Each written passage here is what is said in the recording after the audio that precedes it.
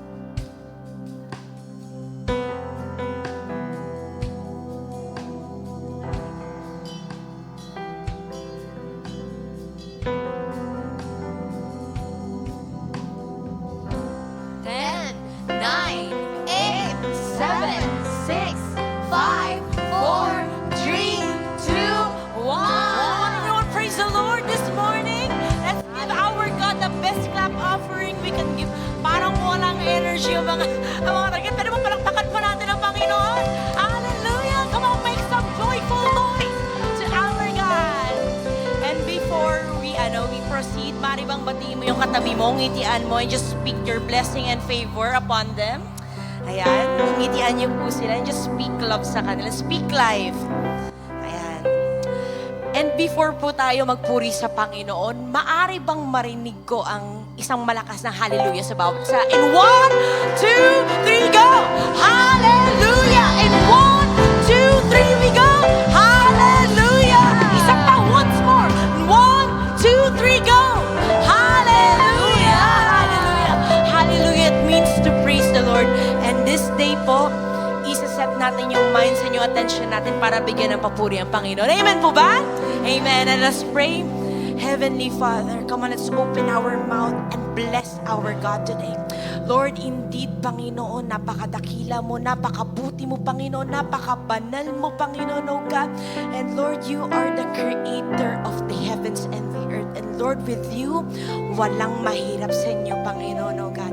Panginoon, maraming salamat Lord sa pag-ibig niyo po sa amin. Maraming salamat po sa grasya niyo, Panginoon, oh God, na Lord talagang patunay na kung ba't kami nandito is dahil sa grace mo, Panginoon. And Lord, today as we worship you, oh God, patuloy niyo pong saliksikin ang puso ng bawat isa, oh God.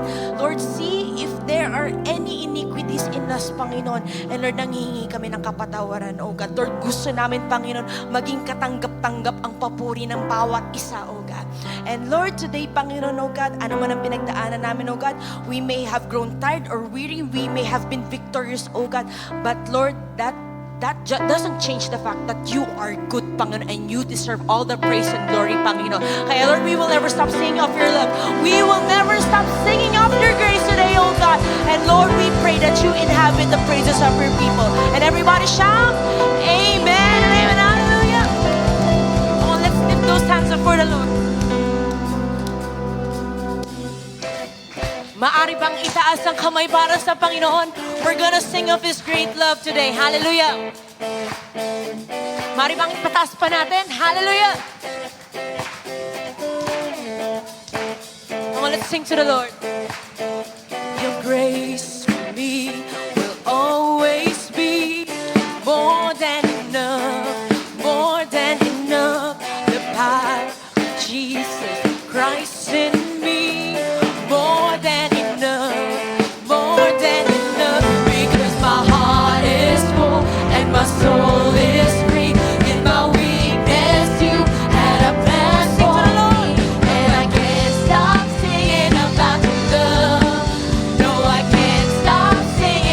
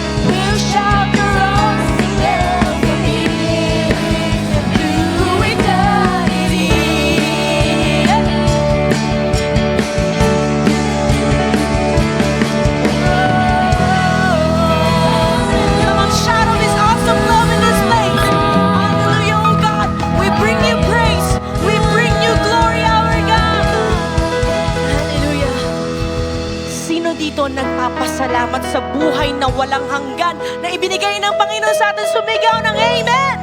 Amen and Amen! Talaga namang suptulang biyaya. It is an unmerited favor na binigay sa atin ng Panginoon ng bugtong niyang anak. Kaya naman, this word of the Lord in Hebrews, this is an encouragement sa bawat isa na tumanggap na sa Panginoon. Sabi po dito, let us throw off everything that hinders the sin and the sin that so easily entangles. And let us run with perseverance the race marked out for us. Amen? We will run the race with perseverance kasi alam natin, ang end goal natin is masabihan tayo ng Panginoon, well done, my good and faithful servant. And we will keep our eyes fixed and focus on the author and the perfecter of our faith. And yun ay si Jesus Christ. Kaya today, in whatever you are going through, whether you are going through a victory or defeat, hayaan mong maglakad ka lang at tumingin ka lang sa Panginoon. He is our rock, He is our shield and our strength. Hallelujah. We give you praise, oh God.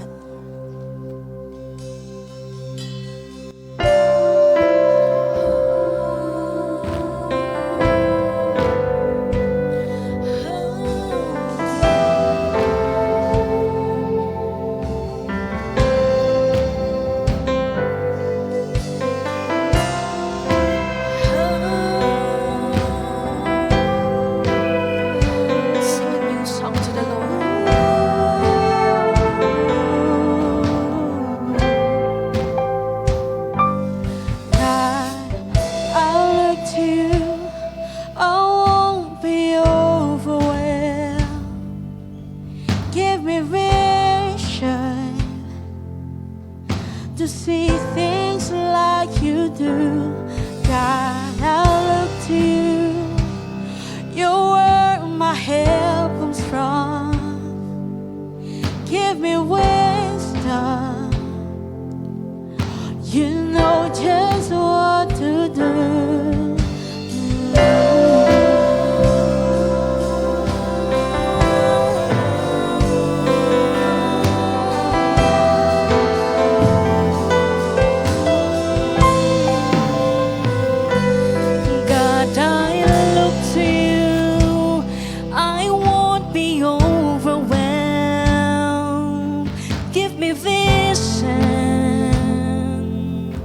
To see things like you do, God, I look to you.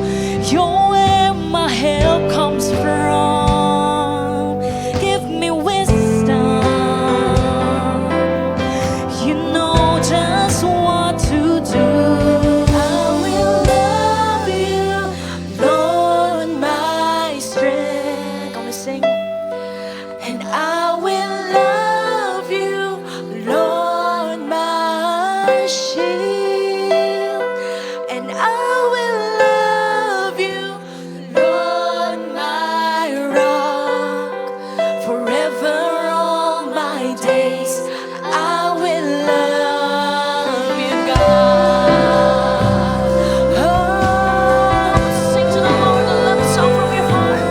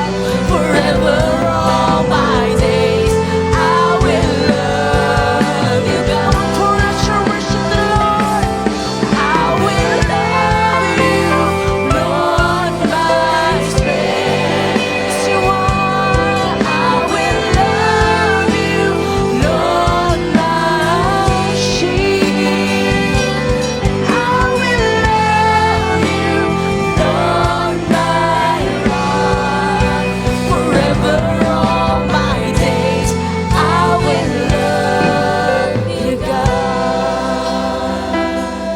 Hallelujah, our God reigns. Hallelujah. Hallelujah, our God reigns. Hallelujah, our God reigns forever all my days. Hallelujah. On every voice sing hallelujah. Hallelujah, our God reigns. Yes, you do. Hallelujah, our God reigns. Hallelujah, our God reigns forever all my days. Hallelujah.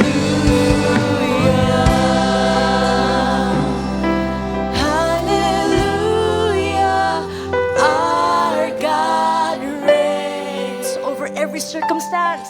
Hallelujah, our God reigns. Hallelujah, our God reigns forever all my days. Hallelujah. Come make it louder for the Lord. Hallelujah, our God reigns. Sa amin and amen, Lord. Hallelujah, our God reigns. Hallelujah, our God reigns forever all my days. Hallelujah.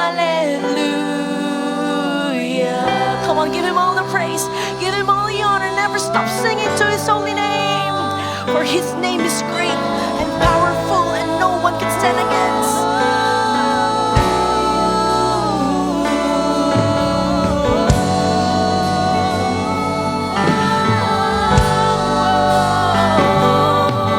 Just worship the Lord.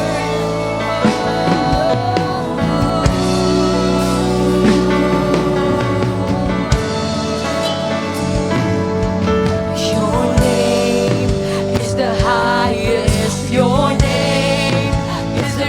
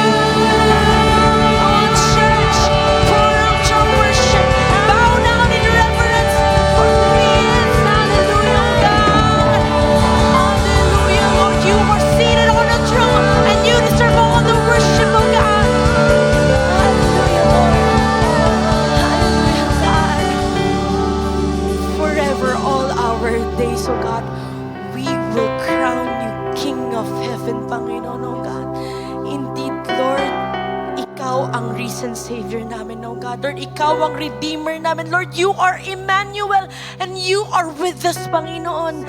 Kaya Lord, whom shall we fear, oh God, because we have the rock that is higher than us, Panginoon. And Lord, I pray, oh God, that in every circumstance, we will continue to bow in reverence of who You are, Panginoon.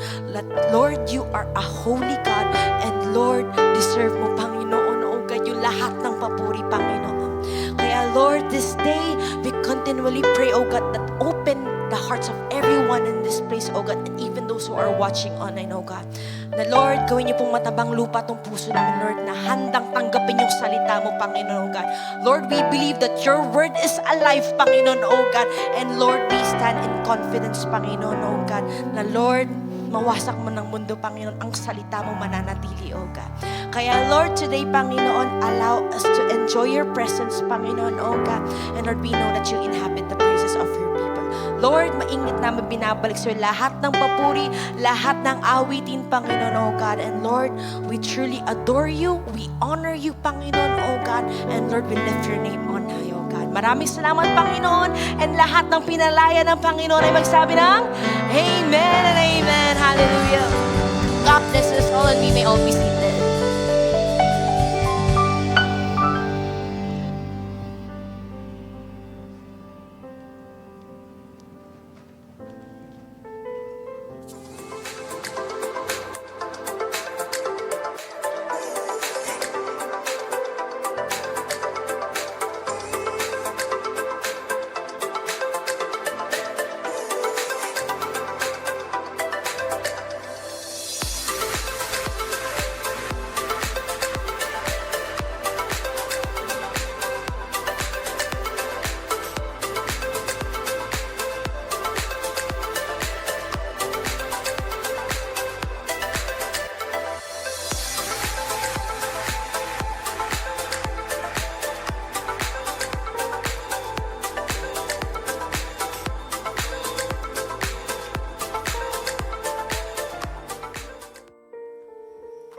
Attention kids and parents, here are some VBS 2024 updates for you.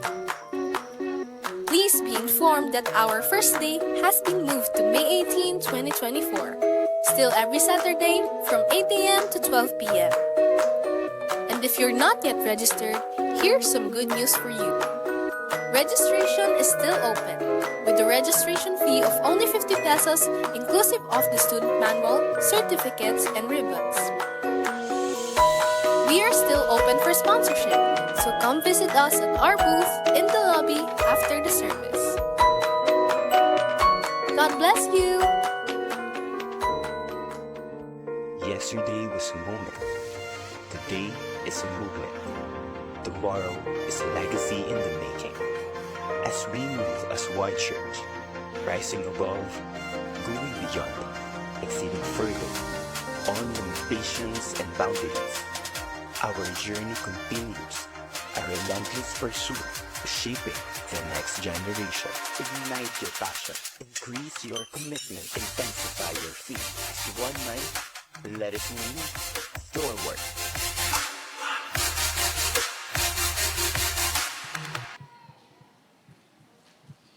Good morning! Praise the Lord. Buhay na buhay yung mga kapatid. Amen! Hallelujah. Wala na pong papantay pa sa presensya ng Diyos. Amen? Kapag tayo nagpuri sa Panginoon, yung kagalakan hindi maipaliwanag, yun ang ating nararamdaman. Amen? Dahil ang Diyos ang kagalakan. Amen? Hallelujah. Kumusta na kayo mga kapatid? Are you blessed? Amen. Praise the Lord. Hallelujah. Now, meron po ang first timer. Ngayon lang po nakadalo sa gawain ito. Meron po ba? Ay, welcome po kayo mga kapatid sa second service ng COG Imus. Mamaya po, huwag mo muna agad kayong umuwi at papanalangin po namin kayo. At kikilalanin po namin kayo. We are one big family po. So, you are part of this big family. And God brought you here para makapiling namin sa pagpupuri sa Diyos. Amen po? Amen. Hallelujah. Purihin ang Diyos. At sino pong nakalala nung mensahe ng Lord last Sunday? na binahagi sa atin ng ating mahal na senior pastor. Ano nga po ba yon? Nakalimutan na. Pambihira. Transformed. Disciples of Christ. And our senior pastor discussed 4 C's. 4 C's. Ano ba yon? Consecrate, concentrate, cancel, and continue. Diyan tayo magfo-focus mamaya sa last C, continue.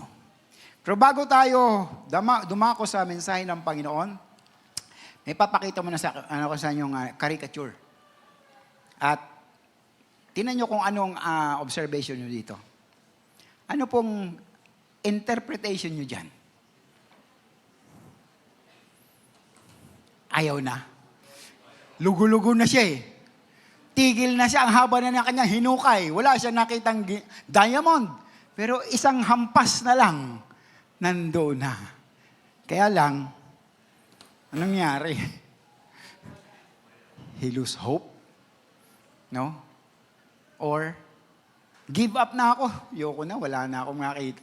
Hanap na ako na ibang location. Ayawan na ba? Gaya din yan ng ibang mga Kristiyano. Nainip at napagod sa paglilingkod at pagsunod sa Panginoon Yesus. Umayaw. Maraming umayaw. Alam niyo ba yon? But as true believers of the Lord Jesus Christ, we must continue to what we've started sa biyaya ng Panginoong Yesus. Amen ba yon? Kaya nga continue. Sabi ko, continue. Kaya ang mensahe ng Panginoong Yesus sa araw na ito ay pinamagatang continue towards maturity. Yes, you are transformed, but you need to continue to reach the maturity level of your spiritual life. Yun po ang very challenging, to continue to mature.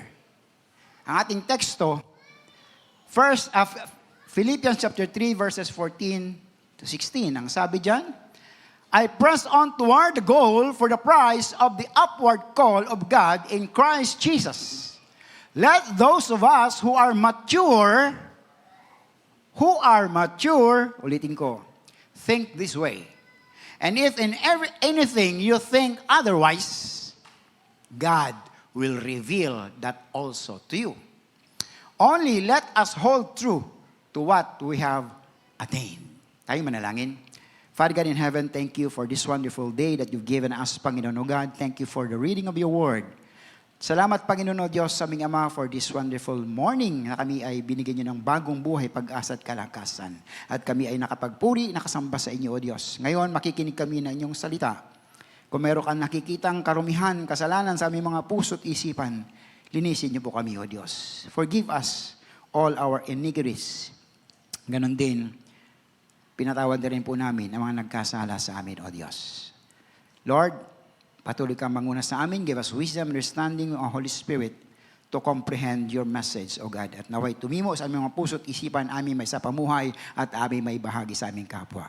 Lord God, guard our hearts and our thoughts upang hindi kami madistract ng diablo, Panginoon.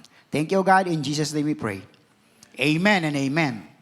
So, himay-himayin natin yung ating teksto. Ang bawat tao, sabi nga, kapag walang goal, ay para lang siyang sumasama sa hangin kung saan patutungo. Our goal as Christians, mga kapatid, ay meron dapat tayong patutunguhan. Okay. The experienced people will tell us that goal setting, di ba, every end of the year or before that, meron na tayong goal and objectives para sa ating church. So, ganun din sa ating sarili. So, goal setting ay mahalaga sa pagkamit ng tagumpay sa anumang karapat-dapat na endeavor or pagsisikap natin. Marahil walang ibang ambisyon na mas mahalaga sa buhay Kristiyano kaysa ipinangaral ni Apostol Pablo sa Philippians chapter 3 verses 13 to 14. Kasama na doon yung ating text. Doon sa 13, i-quote ko lang. Ang sabi doon, forgetting what lies behind and straining forward to what lies ahead, I press on toward the goal for the prize of the upward call of God in Christ Jesus. So, balikan natin yung ating teksto. Press on toward. Ano ba yon? Press on toward expresses the idea of pursuing after or following earnestly, no? Or follow earnestly. Apostle Paul kept his eye on the goal. Nakatuon yung kanyang paningin talaga sa goal. He did not allow anything na humadlang sa kanyang goal. Like a marathon runner, this man of God kept his eye on the finish line. Nagsumikap siya with strong determination to cross the finish line of Christian maturity. Okay? He followed earnestly after the prize. He would not stop to talk the bystanders o yung mga meron. Hindi siya nagsasayang ng panahon na entertainin ang mga yon along the way. For him, time was too precious for that. Sinasabi sa Acts chapter 9 verse 15 na si Apostol Pablo ay pinili ng Diyos na maging instrumento upang ipahayag ang kaligtasan sa mga hintil, kabilang na tayo doon, at sa mga Israelita. Ngunit hindi ito ang goal na pinipilit ni Apostol Pablo. Instead, he explained in Philippians 3:10-11, I want to know Christ. Yes, to know the power of His resurrection and participation in His sufferings, becoming like Him in His death, and so somehow attaining to the resurrection from the dead. So, the goal of Paul was to press toward. Ito yung ibig sabihin ay double-fold o two-fold. Double purpose. To know Christ and to become like Him. To know Christ. Karamihan kasi yung mga Kristiyano, to know Christ lang. Hindi to become like Him. Di ba? Habang piniprepare ko po ang mensaheng ito, within this week lang, biglang in-impress sa akin ng Holy Spirit, yung isang kanta na kinanta ko dang last 1995 pa. No? 1995 pa. Pero ang mensahe ng kantang ito, may katotohanan sa bawat Kristiyano. Kaya sabi ko, kakantahin ko ba ito, Lord? So that was Tuesday, and then kagabi, in-impress niya uli, kantahin mo to, sama mo. Kaya inabot ako ng alas 12 pasado ng hating gabi para practicein, hindi alam ni Sister Joy. So, kung alam niyo po ang kantang ito ni Steve Green, sabayan niyo po ako mga kapatid. Hallelujah. Napakagandang mensahe na kung saan kapupulutan natin ang aral. Hallelujah.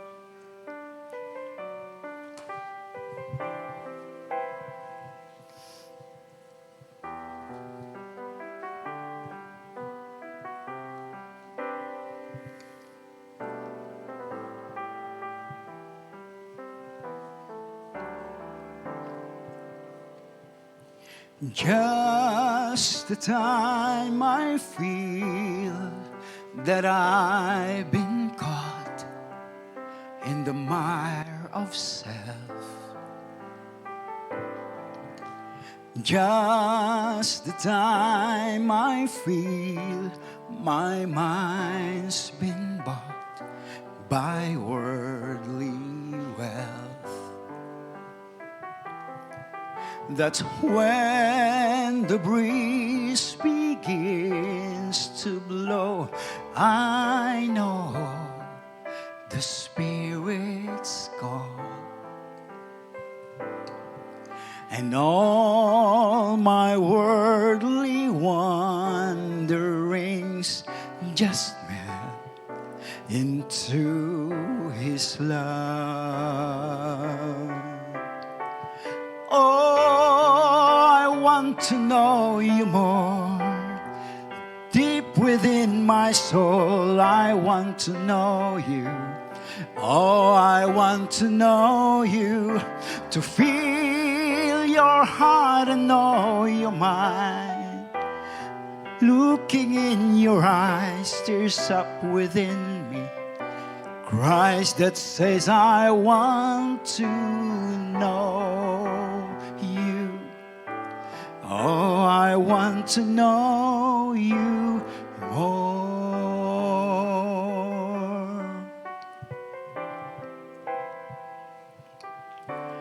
When my daily deeds ordinarily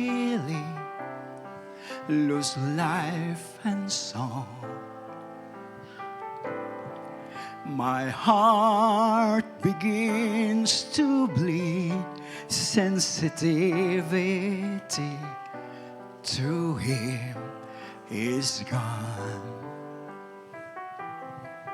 I've run the race, but set my own pace and face a shattered soul.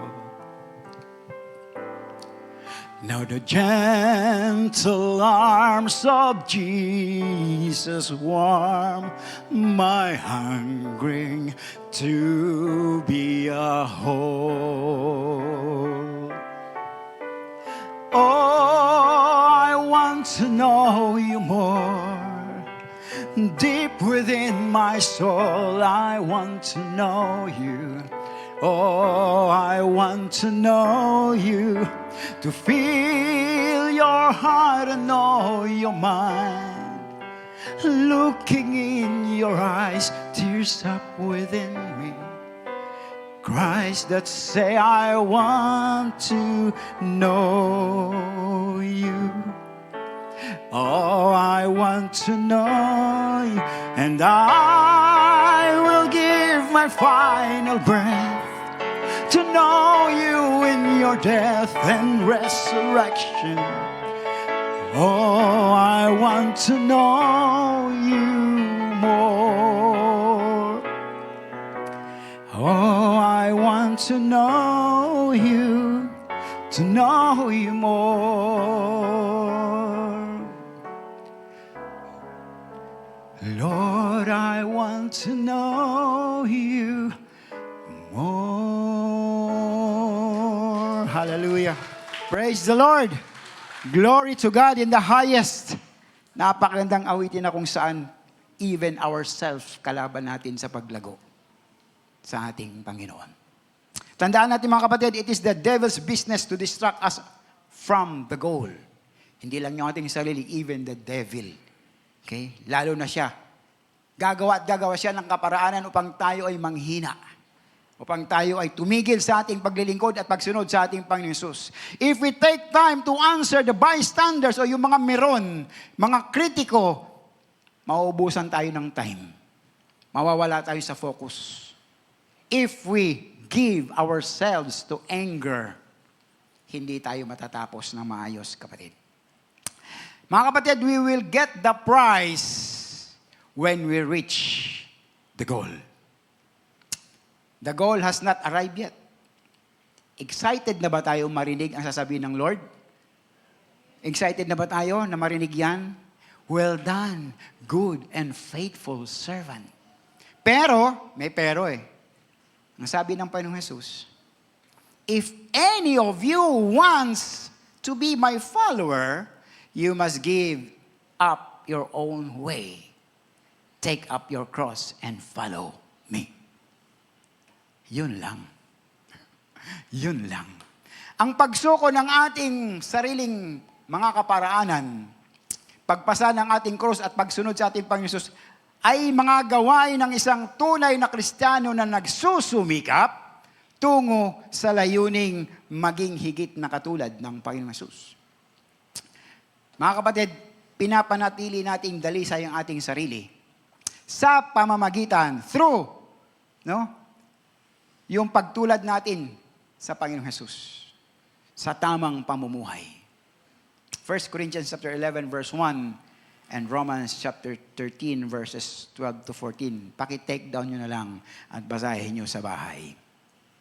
Itinuro ni James na ang pagpupursige toward the goal of Christian maturity needs determination. Pagtitiis upang manatili sa daan ng mga pagsubok o trials in life.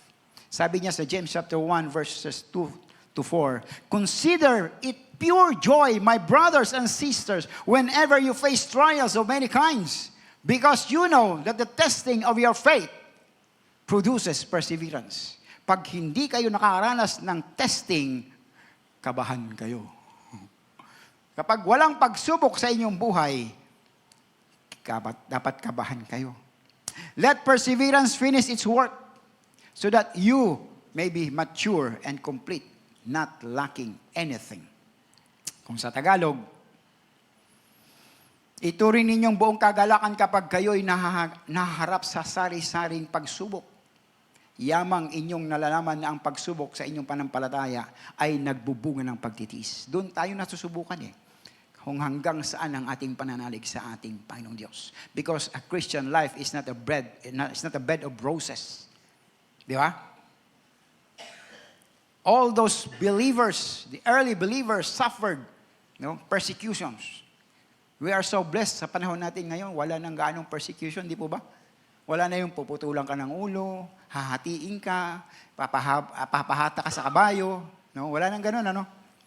The Christian growth cycle ay patuloy with a snowball-like effect. Nakita nyo na ba yung snowball na yung galing sa medyo sa slope? Pag nagmula doon sa taas, maliit pa lang. Pagdating sa baba, lumalaki. No? Ganyan yung snowball effect. No? Building from one success to the next. Mga kapatid, habang tayo ay nagtitiyaga at lumalago sa hirap, tayo ay lumalakas naman. At handa para sa mas malaking hamon ng panampalataya sa hinaharap po. God is preparing us for the next step of our lives. We are continually pressing upward into greater maturity as we move toward our goal.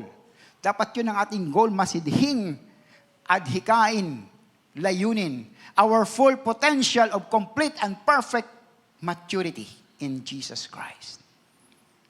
Next, for the price of the upward call of God in Christ Jesus. Anong ibig sabihin yan? Sa ESV or English Standard Version Bible, sabi niyan, the goal we press toward as the price of the upward call of God. The price of the upward call of God in Christ Jesus. So the price for the believer is the place of victory. Yun po yun Place of victory. Victory is when a person reaches a place of strength and maturity in Christ. Christ has become the center of his life. Hindi na yung kanyang sarili ang sinusunod. Hindi na ang kanyang sarili ang nakasentro sa kanyang buhay, kundi ang Panginoong Jesus. By the way, wala naman tayong dapat angkinin because everything that we have belongs to God. Amen? Mga kapatid, nang hawakan tayo ni Lord Jesus, tinawag tayong lahat ng Diyos pataas patungo sa kanyang kaharian sa langit sa pamamagitan ng isang close relationship with the Lord Jesus Christ. The direction we press toward is up. Pataas po. Okay? Dahil doon nagmumula ang tawag. The call is from heaven. Okay? Direct from the throne of God. Tinawag niya tayo mula sa langit at sa kalaunan ay iuuwi niya tayo sa langit. Philippians chapter 3 verse 20 and 2 Corinthians chapter 5 verse 1 and Hebrews chapter 11 verses 13 to 16. We press toward the goal sa pamamagitan ng pagsunod sa tawag ng pagpapanatili natin sa patuloy na paglago. Dapat laging ang ating focus is paano ba ako lumago? Forward and upward. Hindi lang po basta forward. Kasi pwedeng forward but same level. Ang Christian dapat level by level. Di po ba? Leveling up of faith. Hindi lang po forward, straight line. Dapat forward, up. Okay? We press toward the goal. Forward and upward in Christ's likeness and in our knowledge of our Lord Jesus Christ. Meron pong simple illustration kung naalala niyo po ito. Pinakita ko na po dati ito, no? So upward yan, ano? Christ likeness and in our knowledge of the Lord Jesus Christ. Now, that's this spirituality, growth, and maturity. So tayo ay bagong Kristiyano, dahan-dahan paakyat po, no?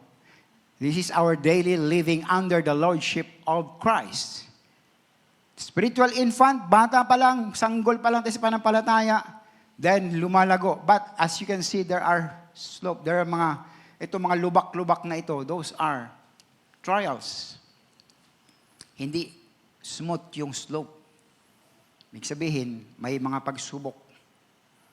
Pero nagpapatuloy to hanggang dito. Goal natin, conformity to the image of Christ. Mga kapatid, pagdating natin sa langit, we will receive our prize. Diba? We do not receive the prize before heaven. We shall get it at the finish line.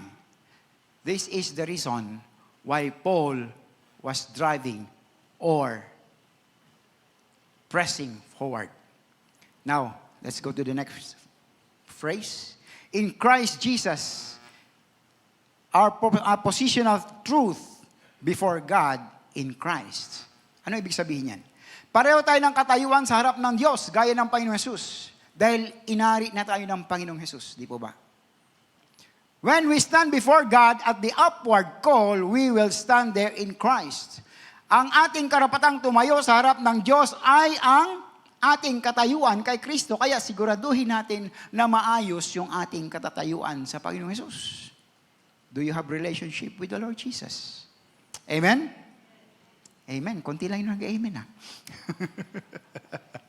Sa panahong yon, hindi magtatanong ang Diyos kung bakit ka ba nandito?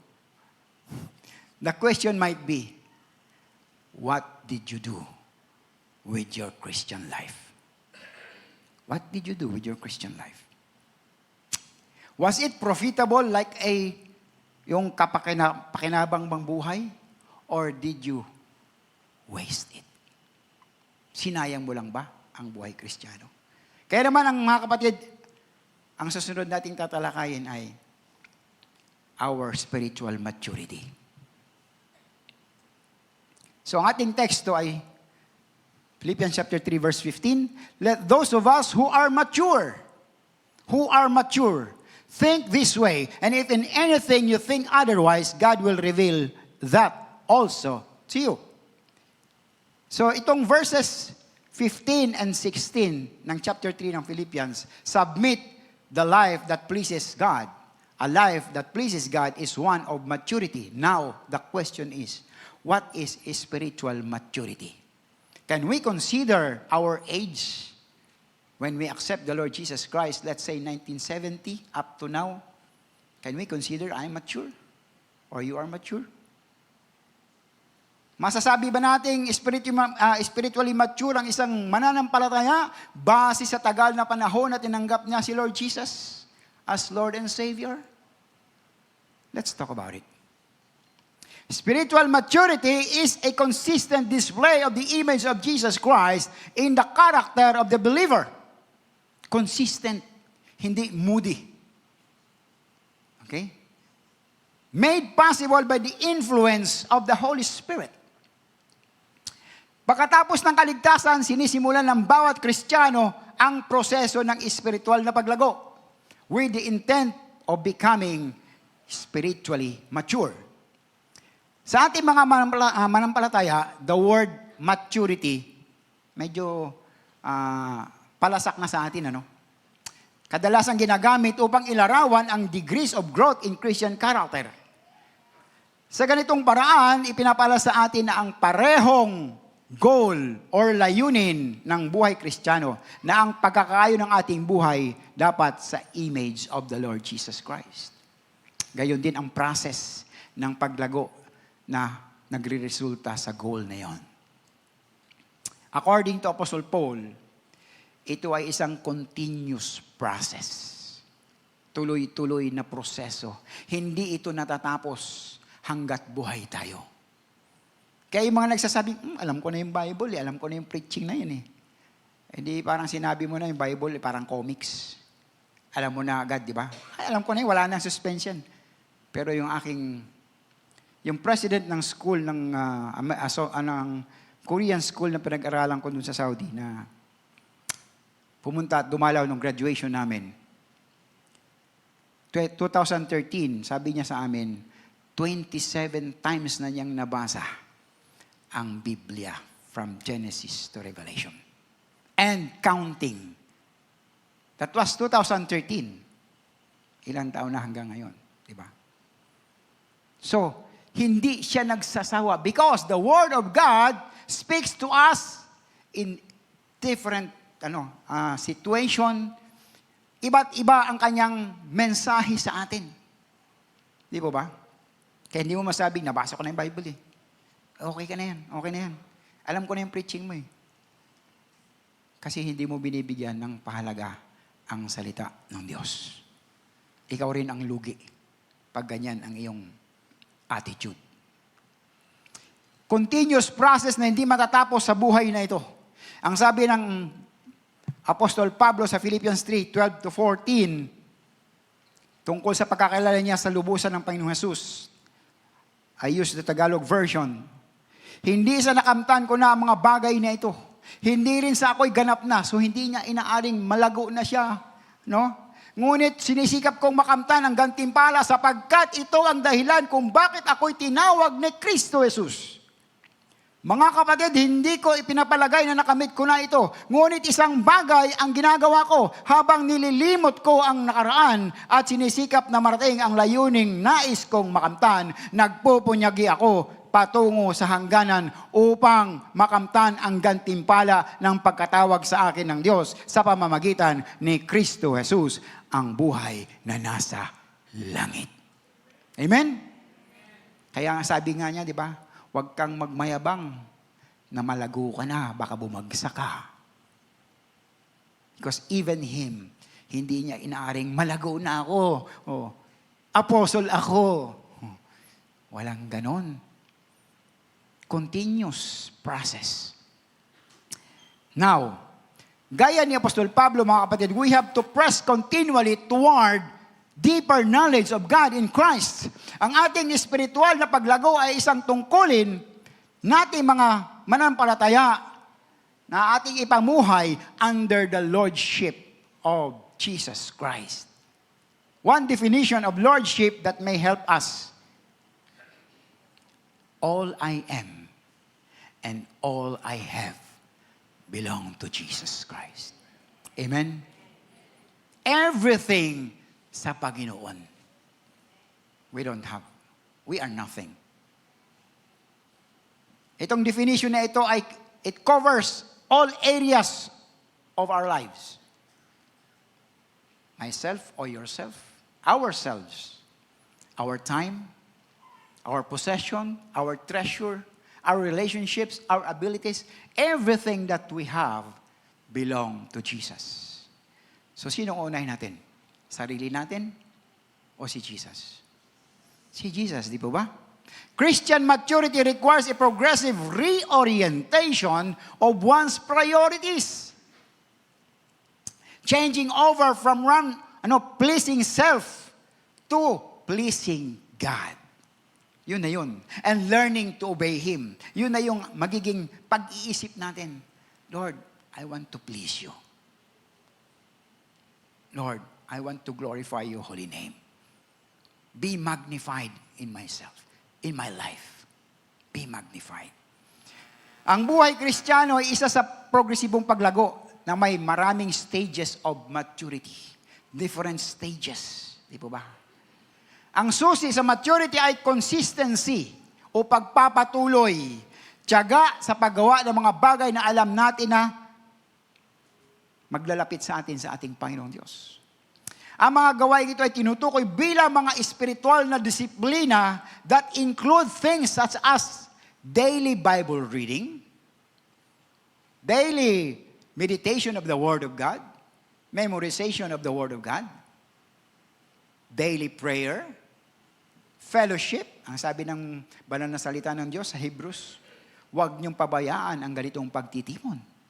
Kaya nandito tayo, praise the Lord. Di po ba? Service o paglilingkod. Dapat nasa ministry na tayo. Kung matagal na tayong Kristiyano, hindi lang po tayo Sunday soldier. No? Lagi kong ulit-ulitin yan kasi experience ko yan eh. Hindi ako lumago eh. Kasi Sunday soldier lang ako eh. Hindi ako umatin ng Bible study. Hindi ako umatin sa prayer meeting. Dami kong reason. Nung nag-aaral pa ako, nag-aaral ako. Nung nagtrabaho, nag-aaral. Reason ko naman, nagtatrabaho ako. Every Sunday lang ako umatin. Perfect attendance. Kaya lang, Sunday soldier. Hindi lumalago. No? Now, meron na tayong eagerness o yung urgement natin na ipamuhay ang salita ng Diyos araw-araw. Okay? Exercising discernment, both good and evil, and no confidence in the flesh. Hindi na tayo umaasa sa ating galing. No? Si Lord na. Lord, hindi ko naman kaya to, kayo na bahala, Lord. Pag may pinapagawa si Lord, Lord, kayo na pong bahala. Help me, guide me, strengthen me. Give me wisdom to do your will. Di ba? Along this road to maturity, maaari may mga punto ng mga crisis or yung point of crisis na sinasabi doon, yung nakita natin mga uka-uka doon, bako-bako. Humahantong sa pagsabog ng paglago, parang hindi ka nagiging stagnant. But still, yun ang mga kaparaanan upang lalo tayo magpursige na manghawak sa pangako ng ating Panginoong Yesus. Amen? One step at a time. Di po ba? One step at a time. Leveling our faith. One pagsubok, tinulungan tayo ng Lord, nalagpasan natin. Another one, Lord, alam ko, tutulungan niyo ako. Alam ko, tutulungan niyo ako. Alam ko, Lord. Yes. God is faithful. Amen? Hallelujah. Purihin ang Diyos. Amen. Hallelujah. Praise the Lord. So, mga kapatid, ito ang mahalaga nating maunawaan. The life in the image of Christ is made possible only by the energizing power of the Holy Spirit. Siya lang naman eh. Kaya nga, lagi namin pinapaalala sa inyo, lagi niyong kausapin si Holy Spirit. The more you talk to the Holy Spirit, the more na marinig mo yung kanyang small, still voice. No? Na kung saan ay, yun yung pag-guide niya sa atin, pagtuturo, no? Paggagabay sa atin. The presence and the power of the Spirit sets believers apart from the experience of non-believers. No matter how hard we might work on those things, but none of these are possible kung walang empowerment ng banal na Espiritu sa ating buhay. Kahit anong gawin mo, hindi ka na matulog sa paglilingkod pero wala kang empowerment, hindi ka magtatagumpay. Kailangan natin ang banal na Espiritu. Sabi sa Galatians 5:16, "But I say, walk by the Spirit, and you will not gratify the desires of the flesh." Lumakad kayo ayon sa Espiritu. Ano ba yung sinasabing ang Greek word ng walk na ito? It means to walk with a purpose in view. May purpose ka, kaya lumalakad ka ayon sa Panginoon. Later in the same chapter, Apostle Paul tells us again that we are to walk by the Spirit. Here, the word translated walk as the idea of taking things step by step, one step at a time. Meron tayong kasabihan, di ba? Ang tumakbo ng mabilis, pag matinik, malalim. Mas maganda na yung slowly but surely. Di po ba? Okay? So, ito ay pag-aaral na lumakad sa ilalim ng pagtuturo ng banal na Espiritu. Hintayin natin siya. Hindi mo siya maririnig kung hindi ka makikipag-usap sa banal na Espiritu. Okay? Hindi naman siya diktador. No? He's a gentle person. Okay. Being filled with the Spirit means we walk under the Spirit's control. Siya dapat ang masusunod sa ating buhay, hindi yung ating sarili. Okay. As we submit more and more to the Spirit's control, we will also see na nag-i-increase yung bunga ng banal na Espiritu sa ating buhay. Kabisado niyo na ba yun? The fruit of the Spirit na sinasabi, Galatians 5:22-23. But the fruit of the Spirit is love, joy, peace, patience, kindness, goodness, faithfulness, gentleness, and self-control. Do you have self-control? Amen? Amen. Praise the Lord. So this is the characteristic of spiritual maturity. Mga kapatid, when we became Christians, binigay lahat sa atin. Binigay lahat sa atin ang kailangan natin for spiritual maturity. Binigay lahat. Sa atin na lang tanggapin at ipamuhay.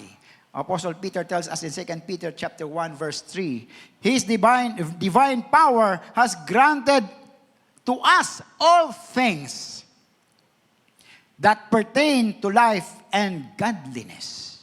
Nandyan na eh. Nandyan ang Biblia na ating guide.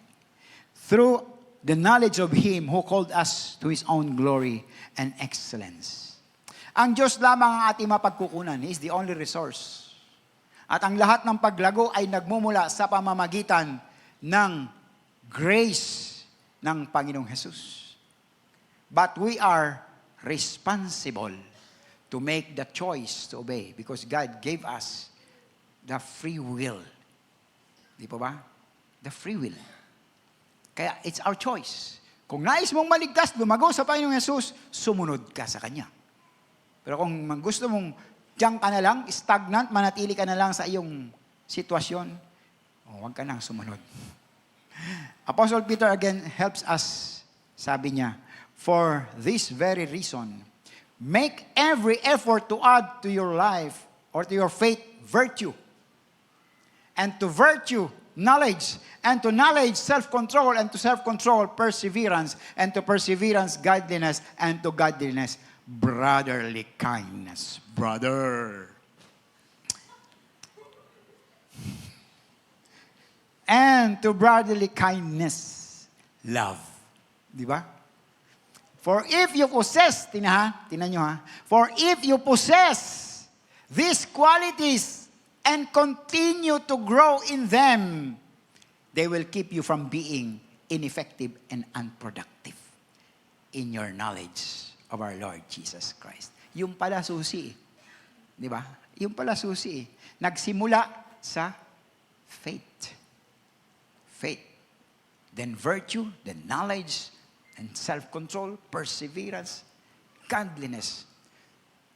Dugtong-dugtong, di po ba? Dugtong-dugtong. Being effective and fruitful in the knowledge of the Lord Jesus is the core or the center or the main system of our spiritual maturity. Tandaan natin mga kapatid, a mark of maturity is the desire to continue with the Lord Jesus. Yung mga nagsasabing, alam matagal lang akong Kristiyano, alam ko na yan, ayoko na. Kayo na lang, sige, kayo na lang. Danger yan. Baka mawala ka, kapatid. Di ba? Tuloy-tuloy. Habang may buhay, di po ba? Amen ba yun?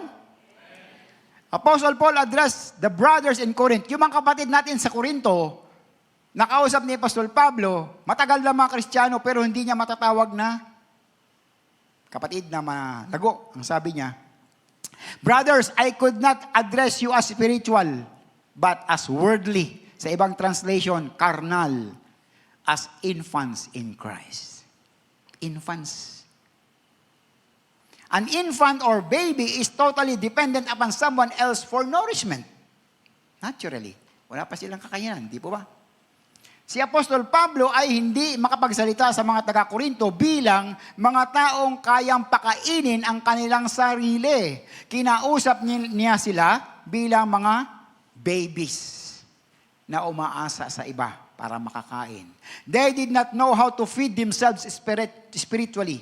They did not understand the principles of the Word of God. They did not apply the Word to their experience. Therefore, they did not grow. They were ignorant of the Christian life. Huwag nawang mangyari sa atin dito. Amen ba yun? It takes some Christians several years or decades to grow into maturity. Sabi ko nga kanina, hindi mo mababase sa tagal ng panahon na tinanggap mo si Lord Jesus as Lord and Savior ng iyong buhay, na ikaw ay mature na. Yung iba naman, they reach spiritual adulthood in just few years. Marami sa atin dito ang nakakita ng mga bagong Kristiyano ng ilang buwan pa lang silang mananampalataya, pero higit pa sa mga dati ng Kristiyano na sinasabi na dekada na ang binibilang. Agree ba kayo doon? Sa mga churches may ganyan, di po ba? Hindi na exempted doon. All along the road, Christians are secured by God for their progress toward their destination of maturity. Mga parents, okay, magtataka kayo kung ang inyong baby ay hindi bumigat at hindi lumaki after na ipanganak ng ilang buwan. 6 pounds nung pinanganak. Pagdating ng 3 months, 6 pounds pa rin. Anong nangyari? Problema, di po ba? Maaaring isa doon ay kakulangan sa pagkain. No? Lack of nourishment. No? Ang dahilan, isa doon. Christians restrict their development due to lack of nourishment. Due to lack of feeding of the Word of God. Maaaring hindi nila alam ang biyaya ni Lord Jesus. Their knowledge of the Lord Jesus is immature and undeveloped. Kaya pag may pagsubok, laglag, ayaw ko na, balik na ako sa dati. May ganon. Sabi ni Apostol Pedro, 2 Peter 3:18, but grow in the grace and knowledge of our Lord and Savior, Jesus Christ. Grow in the grace and knowledge. They need to become stronger in their faith, what God has revealed in His Word. Ganon din sabi sa Jude 20, but you, beloved, building yourselves up on your most holy faith. Scripture, Bible study. Sabi ko nga sa inyo, 7 years akong born again. Nung bago akong born again, hindi ako lumago-lago kasi hindi ako umati ng Bible study. Kapag may magtatanong tungkol sa aking faith, sasabihin ko, ay, tanong ko muna sa pastor namin, ha? Kasi hindi ako sumasama sa Bible study. Hindi ako lumalago. Ngayon, kapatid, magtatanong ako sa inyo. Are you growing in the grace and knowledge of our Lord Jesus? Amen? Mas matatag ba ang iyong panampalataya ngayon kaysa last year? Amen? Pinapakain mo ba ang iyong espiritu ng salita ng Diyos? Kunti lang yung nagpapakain. By reading, meditating, and memorizing the Word of God and prayer. Di po ba? Pag hindi nyo pinapakain ng inyong espiritu, malnourished. Mataba ang tiyan nyo. Physically. Pero espiritu, malnourished. Kawawa naman. Spiritual maturity ay hindi nakukuha sa haba ng panahon bilang isang Kristiyano. Take note. Okay? There are Christians who have known Christ for many years and still they are spiritually or spiritual babies pa rin. Totoo yan. Madami. May matagal na, sabi, dekada na ang binibilang, 2-3 dekada, pero pag ang Bible study or prayer meeting, natapat doon yung tournament sa mga sports na sinasalihan, inuuna yung sports. Saan doon? Kasi championship. Mag-championship ka dyan. Hindi pa rin malago. Baby pa rin, di ba ba? They are still babies. Maraming tao ang madaling masaktan. Parang balat sibuyas. Hindi lang mapansin o mabati, magtatampo na. Tampururot, wala pong Kristiyanong ganyan. Baby ka pa rin. Sige nga, tawagin kitang baby. Meron namang makanti lang ng konti, magagalit na siya. No? Meron namang walang pakundangan sa pagsasalita. Sige, salita lang salita. Hindi niya iniisip, baka may nasaktan na siya. No? Marami pa po. Marami pa. Obviously, they are still babies. Okay? Hindi nila naunawaan ang mga prinsipyo ng salita ng Diyos, the principles of the Word of God, at kung paano i-apply sa buhay Kristiyano. Maturity is the maximum application of truth to experience. kung regular nating i-apply ang katotohanan ng Diyos sa ating kasalanan at kabiguan, lalago tayo mga kapatid. Lalago tayo. If the Lord Jesus becomes the center of our choices for living, surely we will mature. Sigurado yan. Pero tandaan din natin mga kapatid, meron at merong kokontra sa ating paglago. Ito yung ating susunod na pag-aaralan. Ang sabi dyan, if in anything you think otherwise, God will reveal that also to you. In this phrase, Apostle Paul now challenged the opposition. Kung hayaan natin sila, pipigilan na tayo at kukontrahin tayo from what God wants us to be. It may be our husband, our wives na hindi pa Kristiyano, maaring ito yung mga kapatid natin sa pamilya, loved ones natin, mga in-laws natin, and even members of the ministry. Ayaw nilang tayo ay ma-on fire sa pagiging Kristiyano. Gagawin nila ang lahat para manlamig tayo at aayaw na tayo. There's a point kung saan hindi may tuwid ni Pablo ang mga kumokontra. Wala siyang magawa. Talagang kumokontra, ipinagkatiwala na lang sa Lord. Lord, bahala pa kayo sa kanila. Bless them. Bless them. At si Lord ang bahala sa kanila. Ihahayag sa kanila ng Lord ang importance of maturing in attitude. So there's a point also kung saan kailangan nating hayaan ang mga taong kumukontra sa ating buhay. If we have tried our best to correct the relationship, that's all we can do.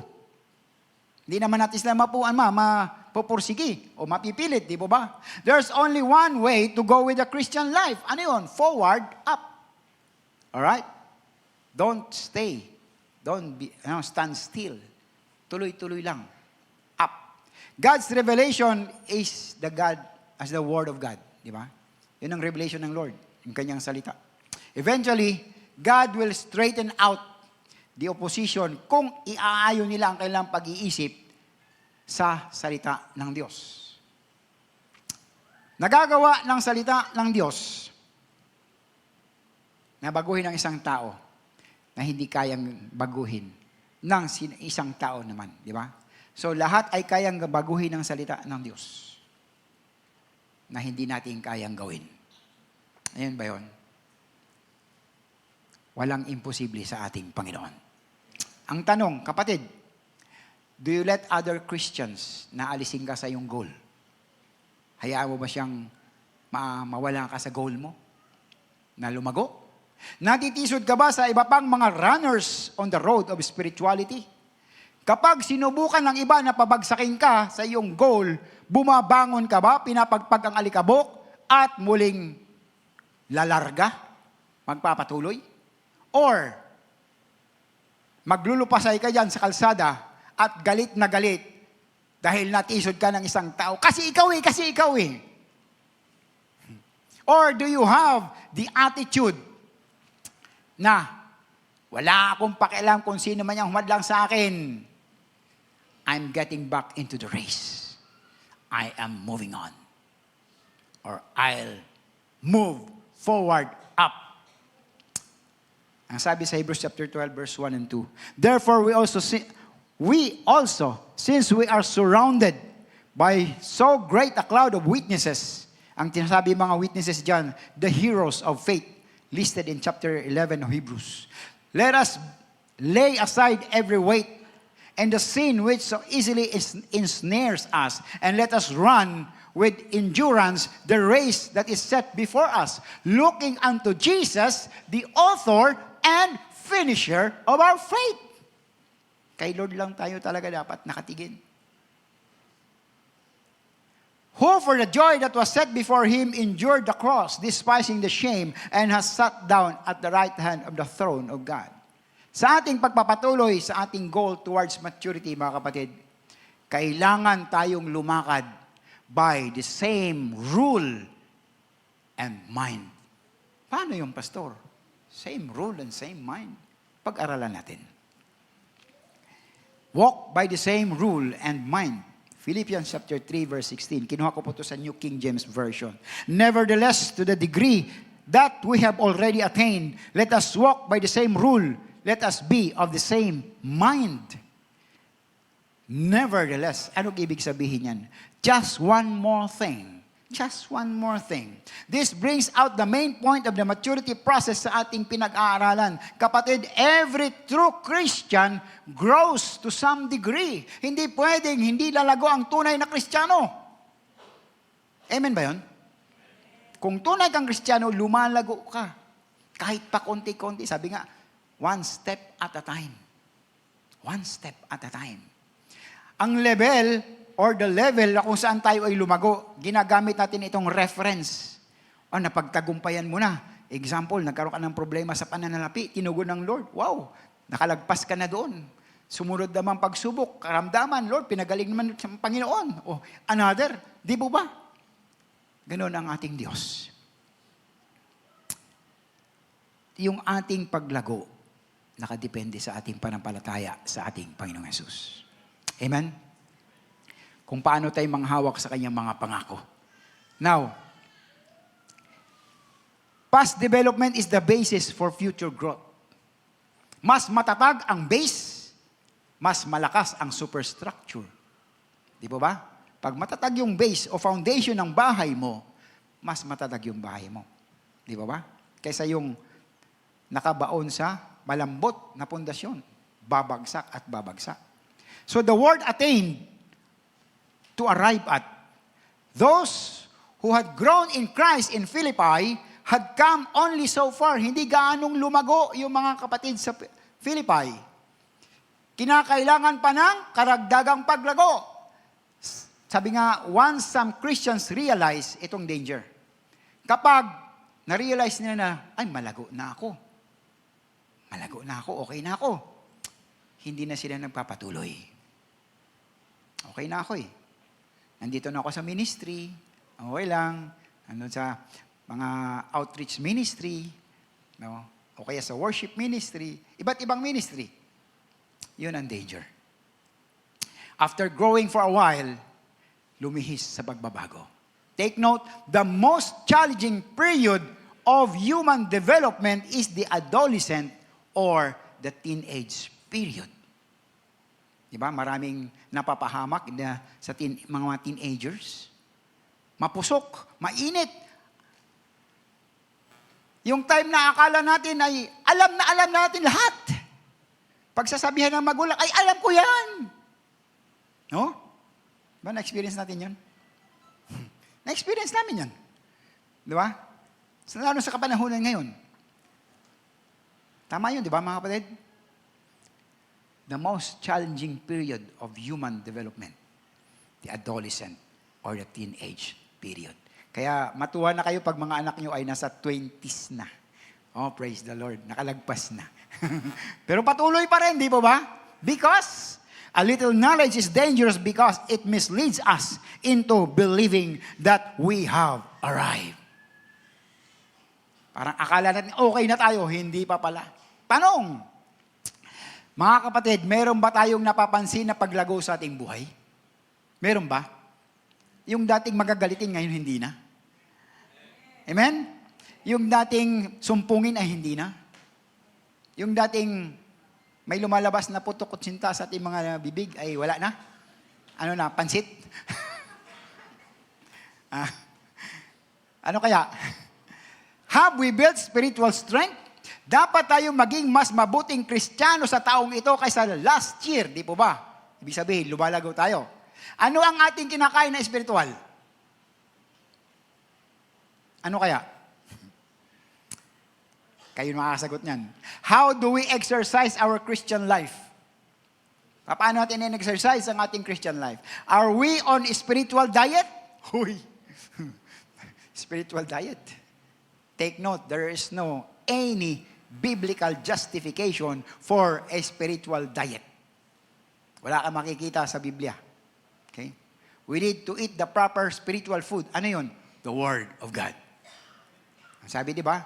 Read your Bible, pray every day, Pray every day and you grow, grow, grow. Hindi lang yung pang toddler. In all ages. In all ages. Nakakalungkot lang pag nandun na nga sa adolescent, alam ko na yan eh. Alam ko na yan. Kampante ka na ha, sige. Nandyan na si Taning. Nandyan si Satanas, aali-aligid. Okay? So, we need to eat the proper spiritual food, the Word of God, for continuous growth. We also need the right kind of exercise. Now, tingnan natin ang susunod. Let us walk by the same rule. Ano sinasabi dyan? Walking in rows or rank. Ibig sabihin, order ang kanilang paglakad. Okay? Hindi yung kung saan pakida-kida. Sa Saudi yun ha. Kung saan-saan ka nga pumupunta. Di ba? Diretso ang lakad. Okay? Pag sinabing one lane lang. Hindi yung dami sumisingit. No? Parang sa ano yun ha. Pumipila sa ano. So, the idea is to walk orderly. Walk according to a rule or order. This word was used in the military sense of walking in ranks. Okay? Nakikita naman natin pag nagpaparade ang military, di ba? Walk in line, march in battle order. The idea for the Christian is that siya ay lumakad ayon sa mga prinsipyo ng isang sistema. What system is that? The Word of God. The Word of God. We are to keep in step with the Word of God, mga kapatid. Bawat hakbang natin, Lord, ano bang nais nyo? Seek God. Seek His Word. The same rule. Ano yung sinasabi niyan? To walk orderly, walk according to a rule or order. Ano ba yung same rule na sinasabi? Standard. Rule is a standard. A standard is something set up and established by authority as model or example, as a rule for the measure of quantity, weight, extent, value, or quality. Yan po ang sabi ni Merriam-Webster. Okay? Yan po. Ang Biblia, ang ating standard for measuring the principles of Christian life. Kaya napakahalaga ng Biblia. The Bible is the most important thing or the most important in Christian life. We walk in rank according to the standard of the Bible. The Bible is the means of our walk. Ito ang instrumento ng pag-unlad sa buhay Kristiyano. Ang tanong, pinanghahawakan ba natin mga kapatid ang Biblia? Anong inuuna natin paggising? Bible. Praise the Lord. Yung mga hindi sumagot, ano kaya? Bahala kayo kay Lord. Next. Let us be of the same mind. Ano ibig sabihin? The same attitude. Hindi kasi pwedeng lumakad tayo as a one family pero iba-iba ang ating role na sinusunod, iba-iba ang ating kaisipan. Dapat one. United as one. Amen? One rule, one attitude. Gaya ng Panginoon Yesus. Doon sa verses 15 and 16, sinabi doon ng let us. Ibig sabihin ay babalik tayo doon. Challenging us to press toward the goal. Kung hindi tayo magpupursiging magpatuloy toward the goal of the upward call, ang isang nakatenggang kahinaan ay gagapang sa ating espiritual na buhay. Kung matagal tayong nakatenga, mga kapatid, we will hibernate. Alam niyo yun? Mag-hibernate tayo. Parang computer. Naka-sleep mode. Naka-sleep mode ang Kristiyano. Pambihira. Now, sabi nga, kapag matagal tayo naka-hibernate, nandun na yung spiritual dry rot or inactive and complacent. Talk insincere of going on with the Lord. Kakainin ang ating main spiritual strength. Apostle Paul again challenged the Philippians to have the same mind or attitude. Mga kapatid, the Bible is the complete system for evaluation of our Christian life. Every walk in life, nasa Biblia. Wala na tayong ibang reference pa sa buhay na ito. Ang salita ng Diyos. Amen? Salamat sa Panginoon. Palakpakan natin Diyos na buhay. Salamat sa Kanyang salita. Salamat sa Kanyang salita. Eto naman, kung may conflict between our feelings, if there's a conflict between our feelings and what the Bible says, tandaan natin, the Bible is always right. Amen?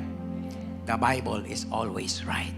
Mga kapatid, ang isang ganap na pamantayan ay nagbibigay daan sa atin na magkaroon ng tiwala sa buhay. Hindi tayo magkakaroon ng buong pagtitiwala kung walang ganap na katotohanan. Sino ang katotohanan? Si Jesus. I am the way, the truth. Diba? Sabi niya, there is a standardization of all spiritual truths. Ang ating lipunan ay kilala sa maraming pagtatangka nitong i-standardize ang lahat. Ito ay isang pagtatangka upang makakuha ng isang fixed standard kung saan ay ginagamit din upang masukat ang ibang bagay. Sa ating mga Kristiyano, ang ating fixed standard or reference ay ang salita ng Diyos. Anything that comes from God is absolute or complete. Ika nga wala ka nang hahanapin pa. Kompleto Ricardo na. Okay? Amen? Tandaan natin, the Word of God is the standard for forming proper mindsets or attitude.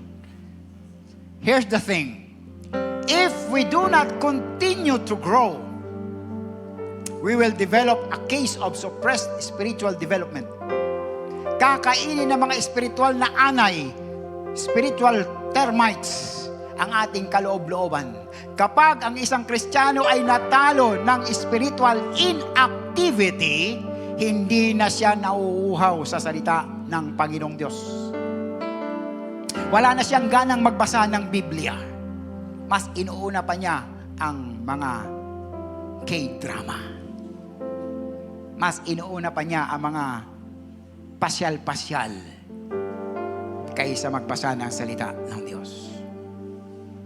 Kaya manghihina ang kanyang espiritual na buhay at madaling bumagsak. The stronger our attitudes, the stronger life will be. Hinamon ni Apostol Pablo ang mga taga-Filipos at kasama na tayo doon sa hamon na yon, na dapat magpalalim tayo sa ating pangunawa sa salita ng Diyos upang palayain ang ating sarili mula sa mga negative attitudes toward others at i-develop ang positive attitude ng Panginoon Jesus. Ang sabi ni Apostol Pablo, this is our last verse, you must have the same attitude that Christ Jesus had. Amen ba yun? Ang tanong, are your attitudes changing positively toward others by the absolute standard of the Word of God? Kayo lang makasagot niyan. At sa ating pagtatapos, let's recall what we have learned. In summary, spiritual maturity is a consistent display of the image of Jesus Christ in the character of the believer, made possible by the influence of the Holy Spirit. And lastly, our goal as true Christians is to continue towards maturity with the empowerment of the Holy Spirit and to walk by the same rule and the same attitude until we see the Lord Jesus face to face. Amen? Hallelujah. Gusto niyo ba yon? Amen. Tayo tumayo at umawit sa Panginoong Diyos. Hallelujah. Praise the Lord.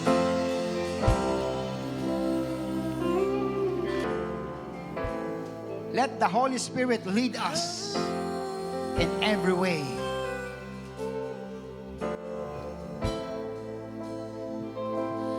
This is my worship. Hallelujah. This is my offering. In every moment, I wait on nothing. I'm learning to trust you, even when I can see it. And even in suffering, I have to believe it. If you say it's wrong, then I'll say no. If you say release, I'm letting go. If you're in it with me, I'll begin. And when you say you jump, I'm diving in. If you say be still, then I will wait. If you say to trust, I will obey. I don't wanna follow my own ways. I'm done chasing feelings. Spirit, lead me. Yes, Lord. Holy Spirit, lead us, oh God. Spirit, lead me.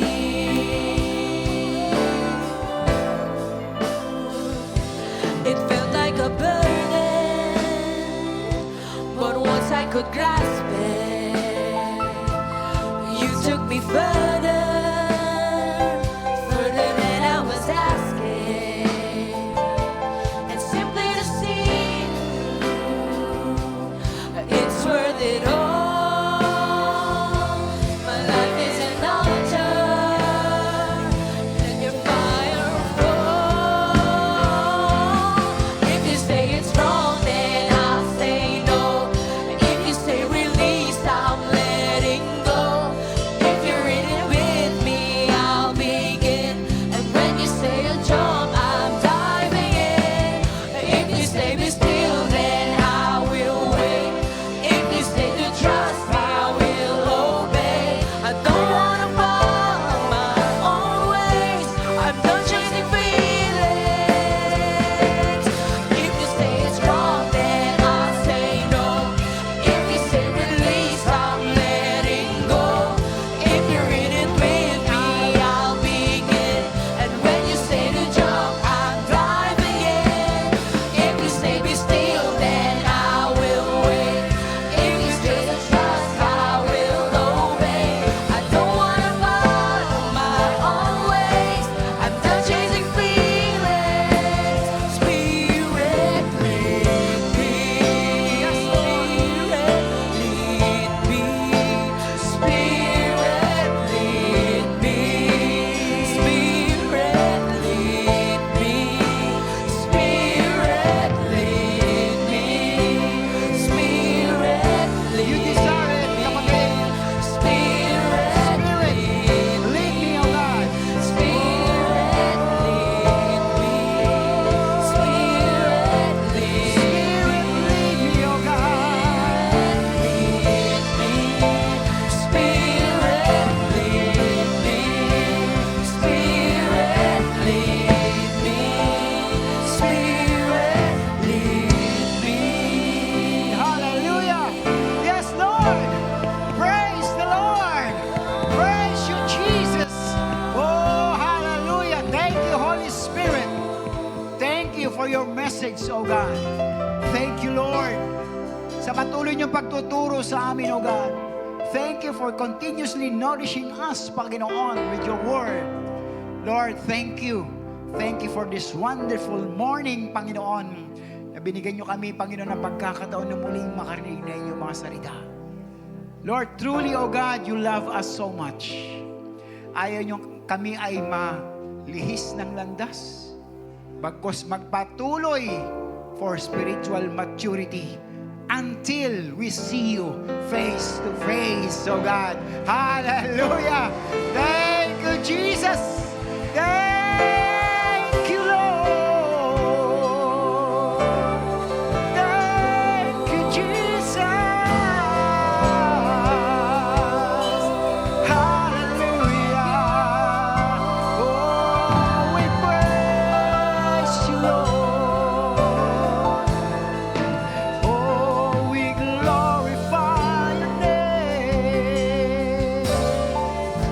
Thank you, Lord. Tunay, O Diyos, napakasarap sa inyong piling, Panginoong Jesus. Thank you, Lord. Thank you, thank you. Kulang ang mga salita, Panginoon, upang kami magpasalamat sa inyo, O Diyos. Salamat po sa kaligtasan. At salamat sa patuloy niyong pagkakalob sa amin ng aming mga pangailangan, lalo ng aming espiritual na buhay, O Diyos. Lord, hindi namin alam kung kailan ang pagbabalik niyo, but we believe, Lord, sa inyong pagbabalik, Panginoong Yesus, maririnig namin sa inyo, well done, good and faithful servant. Hallelujah. Thank you, Lord. Thank you, Lord. Hallelujah. Magpapatuloy kami, O Diyos, sa aming paglilingkod sa inyo, Panginoon. Magpapatuloy kami sa magsunod sa inyo, Panginoong Yesus. Hanggang maging kawangis nyo kami, Panginoong Yesus, O God. Panginoon, hindi namin kaya, O Diyos. Subayad sa tulong ng banal na Espiritu. Oh, Holy Spirit, O God, kayo po lamang, Panginoon, mag-empower sa amin, mag-strengthen sa amin, O Diyos. Give us wisdom and understanding, Lord God, hallelujah. At patuloy kang kumilos sa aming mga buhay. Lord, increase our faith, O God, day by day. Iba't ibang problema, iba't ibang pagsubok ang aming dinaraanan, O Diyos. But we believe, O God, that those trials, those problems, difficulties in life, O Lord God, ay parte ng bahagi ng aming paglago espiritual, Panginoon Jesus. And we believe, O God, that you will sustain us, O Lord God. You will sustain us as what you promised, Panginoon, O God. And you will provide everything that we need as you promised, O Lord God. You will never leave us nor forsake us, Panginoong Jesus. Kaya naman, Panginoon, magpapatuloy kami sa paglilingkod sa inyo. Salamat po, Panginoong Jesus. Salamat, Holy Spirit. Thank you, Father God in heaven, for this wonderful service, Panginoon, O God. Tunay, Panginoon, O Diyos, ang sarap, Panginoon, malaman na kayo ay patuloy na nagmamahal sa amin. Patuloy na kumakalinga sa amin. Patuloy na gumagabay at patuloy na nagtuturo sa amin, O Diyos. Aming Ama, batid niyo po ang pangangailangan ng bawat isa sa amin, O God. Walang may lilihim sa inyo, O Diyos. May pangangailangan kagalingan ng aming mga pisikal na katawan. Kagalingan, Panginoon, ng espiritual na buhay, Panginoon. Pangangailangan pinansyal, material, emosyonal, lahat ng aspeto ng aming buhay, Lord. Alam niyo ang lahat, O Diyos. Kaya naman, Panginoon, we believe that you will provide, that you will heal us, O Lord God, sa mga may karamdaman. And you will sustain us hanggang sa muli niyong pagbabalik, Panginoong Jesus. Kaya naman, Panginoon, salamat. Salamat, O Diyos, sa mga pagpapala. Tunay, Panginoon, sa inyo nagmula ang lahat ng ito. Thank you sa buhay ng bawat isa, bawat pamilya na narito, even na nasa online, Panginoon. Bless them. Bless them, Panginoon. I-bless niyo ang bawat isa, Panginoon, na inuna ang iyong kaharian. Lord, naglaan ng oras ng panahon, Panginoon, upang sumamba sa inyo, sa Espiritu at katotohanan. Thank you, Lord. Bless each and every one of us, Panginoon. Even, Lord, yung aming mga hanap buhay, salamat, Panginoong Diyos, for continuously blessing us, Lord God, sa mga trabaho namin, Panginoon, negosyo, lahat ng aming mga pinagkakakitaan. Thank you, Lord, for continuously providing us everything that we need through those resources, Panginoong Jesus. Kaya naman, Panginoon, narito po ang aming mga ikapo, ang aming mga offerings. I-bless niyo po ang mga ito, Panginoon, na magamit lamang, Panginoon o Diyos, para sa inyong gawain at marami pang maabot ng mga kaluluwa, Panginoon God. Lord, salamat po ng marami. Pagpalain niyo po ang mga anak na nagkaloob, O Diyos. Lubos na pagpapala, siksik, liglig at umaapaw na pagpapala, O Diyos. Salamat po ng marami sa buhay ng bawat isa. And Lord, continue to guard our hearts and our thoughts upang hindi makapanaig ang gawa ng diablo, Panginoon o God. And Lord, let our lives be pleasing unto you, Panginoong Jesus. Lord, kayo po lamang ang maitaas madakila sa aming mga buhay. Pagpalain niyo po ang bawat isa, maging sa pag-uwi namin, kung paano niyo kaming iningatan sa pagdating dito, Panginoong kanina, ganon din sa pag-uwi namin, Lord God, ingatan niyo po kami, na makauwi kami sa aming mga tahanan, ligtas at payapa, dala-dala ang iyong pagpapala, O Diyos. Panghawakan niyo po ang bawat isa sa amin, Panginoon, O God, at sa susunod na linggo muling babalik upang sama-sama kami magpupuri, sasamba sa inyo sa Espiritu at katotohanan, O God. Salamat po ng marami, O Diyos, and as your servant, O God, allow me to bless your people, O God, with the love of the Father, with the grace and mercy of our Lord Jesus Christ, and the continuous fellowship of the Holy Spirit be upon us today and always, and everybody will say, Amen and Amen. God bless you, mga kapatid. God bless you po. Hello po everyone. We're inviting you mga first-timers po to stay and we would like to pray for you. And we are inviting everyone po na interested po mag-join ng DVBS. Ongoing po yung registration. And ang first date po nito ay sa May 18. And we are also inviting everyone to join the prayer meeting every Wednesday. God bless us all.